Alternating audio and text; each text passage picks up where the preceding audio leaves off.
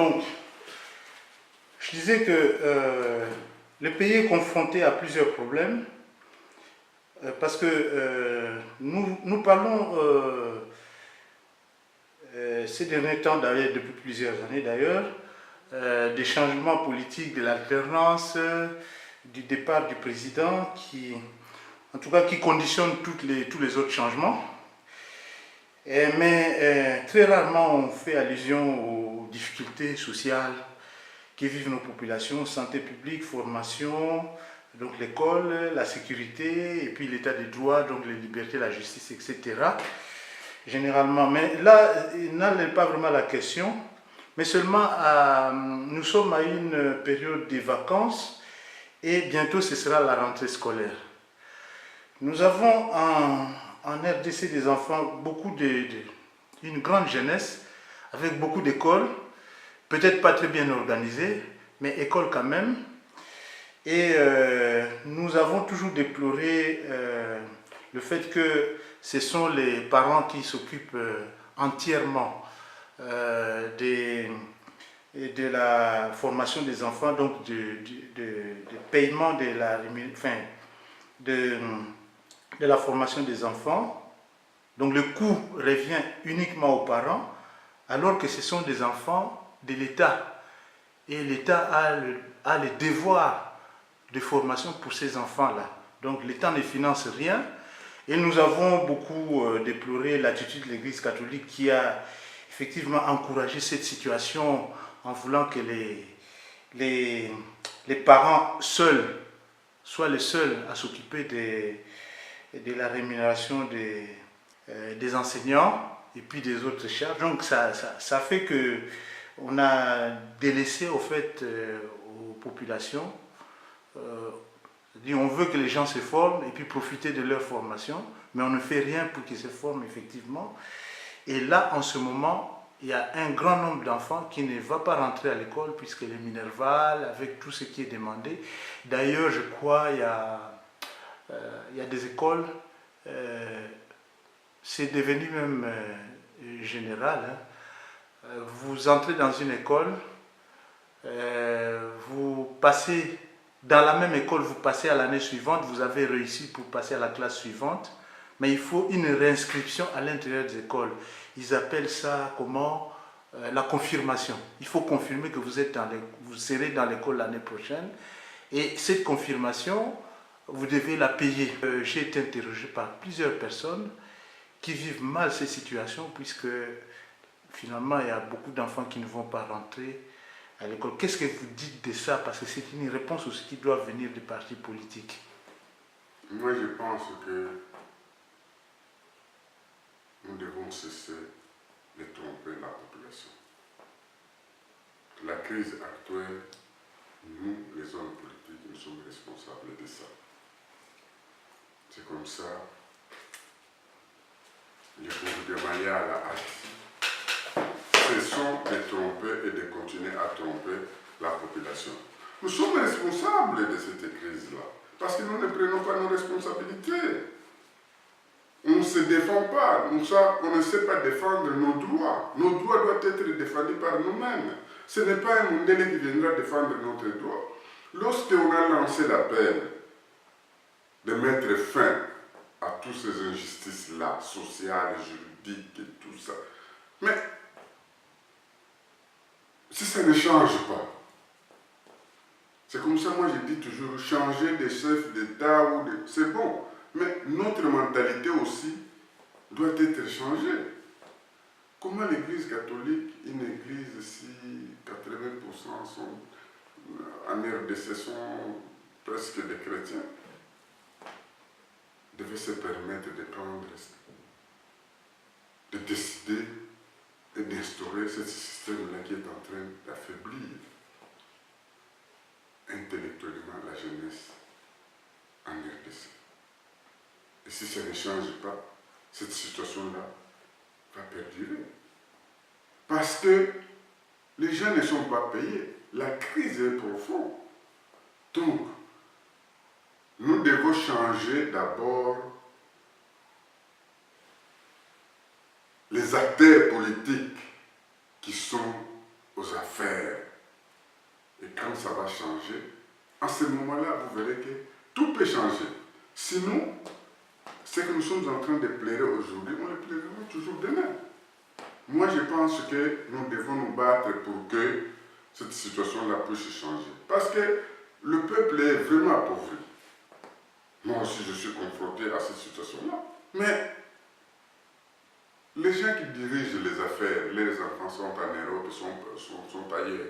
Ça ne les préoccupe pas, ce n'est pas leur problème. Pour se faire prendre en charge pour que ça change. Et si ça ne change pas, nous continuerons à souffrir. Les injustices sociales. Comment expliquer quelqu'un qui termine cette année, il doit obtenir son diplôme après 5 ans, 6 ans? Ah oui, ça aussi c'est... C'est un problème sérieux. Vous terminez, mais vous ne remettez pas le diplôme. Vous allez récupérer votre diplôme plus tard, mais en payant encore. En payant encore. Et cet argent-là n'entre même pas aux caisses de trésor.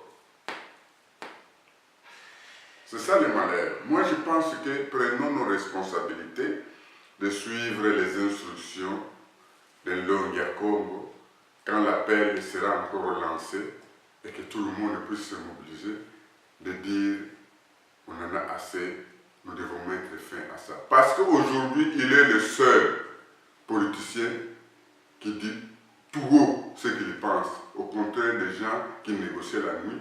La nuit sont des collabos, la journée sont... Ils font leur théâtre. D'accord. Le théâtre, c'est le mot que vous venez de dire. C'est très frappant. Alors, pour terminer, je vais vous demander de dire un mot, adresser un mot d'abord à vos militants du Bundu Dia Mayala. Pourquoi pas aussi les gens du Bundu Dia Congo qui sont des sympathisants du Bundu Dia Mayala. Et puis par après, à tous les Congolais, si vous avez un message à leur adresser rapidement. Donc Bundu Dia Mayala, Bundu Dia Congo, et puis ensuite à tous les autres Congolais. Je pense que d'abord je remercie aux combattants Makessa, le Bundu Dia Mayala et Bundu Dia Congo.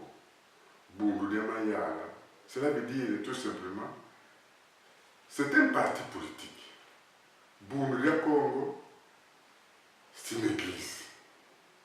Mais les deux entités travaillent en symbiose pour obtenir les résultats que nous voulons. Vraiment, les directeurs du bureau politique que je représente ici vous remercie de cette mobilisation, de cette sensibilisation que vous avez faite en matérialisant l'appel de l'homme. D'accord? C'est ça qui va nous libérer. Personne ne viendra balayer notre maison si nous-mêmes nous ne les balayons pas. Et cet appel aussi vraiment lancé au peuple congolais. Parce que nous devons nous-mêmes se prendre en charge sur le terrain, pas en restant à la maison avec nos villes mortes. Ça ne changera rien. C'est en changeant le système et nos mentalités à nous que nous allons obtenir ce que nous voulons. Je pense que je lance un appel tout au peuple congolais de cesser de se diviser, de ne pas laisser la place aux diviseurs. Et ce sont eux qui en profitent. Diviser pour mieux régner, ça ne profite même pas aussi au régime. Parce qu'un régime qui n'a pas un adversaire de taille s'affaiblit en soi. Aidez-moi et tu te aides toi-même. Donc le peuple congolais, nous devons nous-mêmes savoir qu'est-ce que nous allons faire, nous, pour notre pays. Nous ne pouvons pas continuer à circuler l'extérieur dans toutes les institutions européennes pour obtenir le départ de Joseph Kabila. Ce n'est pas leur problème. C'est à nous de se prendre en charge en matérialisant cela sur le terrain. Et nous devons, cette fois-ci, quand l'Ongia Congo, qui est l'autorité morale de Bundu Dia Mayala, va lancer un appel, nous devons avoir que le peuple congolais doit se mobiliser, au lieu de laisser tout simplement les Makessa et les adeptes de Bunuria Congo de se faire massacrer et les autres demandent de ville morte. Non, mettez-nous ensemble pour qu'on en finisse une fois pour toutes. Je vous remercie. C'est par ces mots-là que nous terminons cette interview. Je crois que l'occasion nous sera donnée pour une prochaine fois où vous vous exprimerez pour parler des sujets de la même teneur, mais qui feront l'actualité à ce moment-là. Je vous remercie, M.